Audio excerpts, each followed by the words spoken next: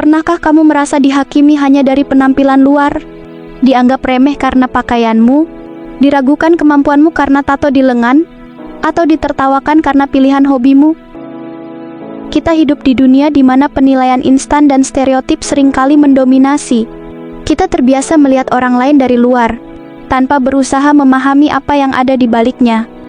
Tapi, tahukah kamu, penilaian itu bisa berbahaya, bisa melukai, merenggut rasa percaya diri, dan bahkan menghambat peluang. Hari ini, mari kita selami bersama kisah inspiratif yang akan membuka mata kita tentang pentingnya melihat lebih dalam.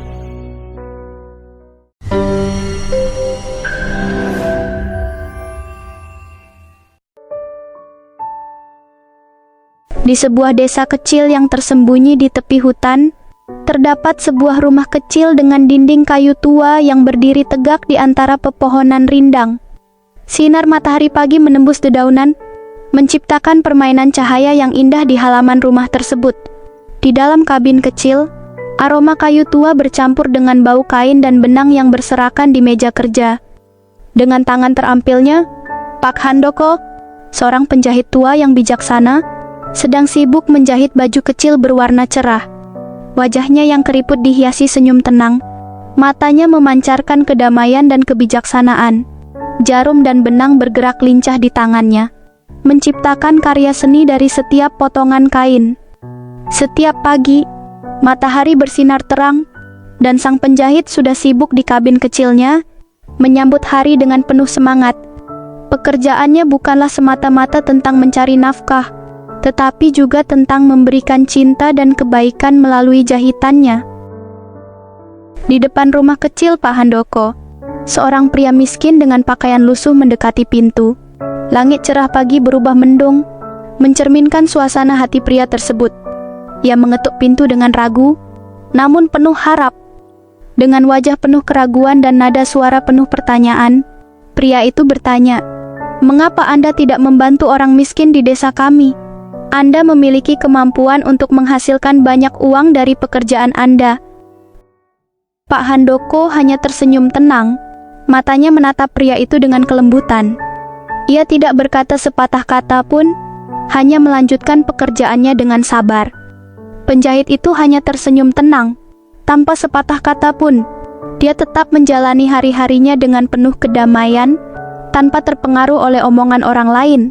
Baginya, kebahagiaan bukanlah tentang memiliki harta yang melimpah, tetapi tentang memberikan yang terbaik dari dirinya kepada orang lain.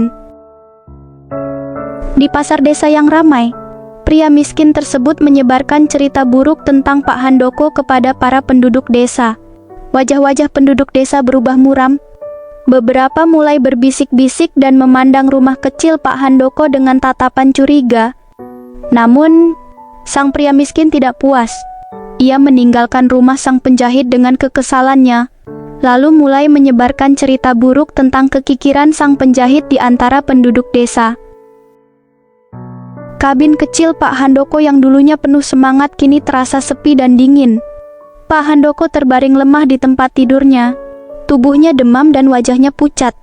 Ia memandangi langit-langit kabin dengan tatapan lemah, tanpa ada seorang pun yang datang menjenguk.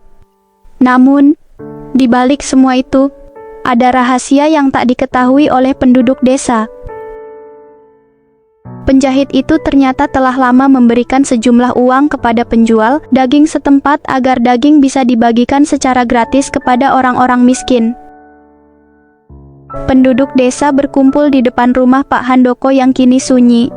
Mereka terkejut dan merasa bersalah ketika penjual daging mengungkapkan kebaikan tersembunyi Pak Handoko. Matahari pagi yang cerah kembali muncul, seolah memberikan harapan baru. Ketika penjahit itu meninggal, kebaikannya yang tersembunyi pun terbongkar. Penduduk desa terkejut mengetahui bahwa orang yang selama ini mereka anggap pelit adalah sebenarnya dermawan yang telah membantu orang miskin di belakang layar. Salah seorang penduduk desa, dengan air mata yang berlinang, berkata, "Kita salah menilainya. Kebaikan Pak Handoko adalah warisan yang tak ternilai. Kisah sang penjahit tua mengajarkan kita tentang pentingnya tidak menghakimi seseorang hanya berdasarkan penampilan atau gosip. Kebaikan yang kita lakukan tidak selalu harus diperlihatkan atau didengar oleh orang lain.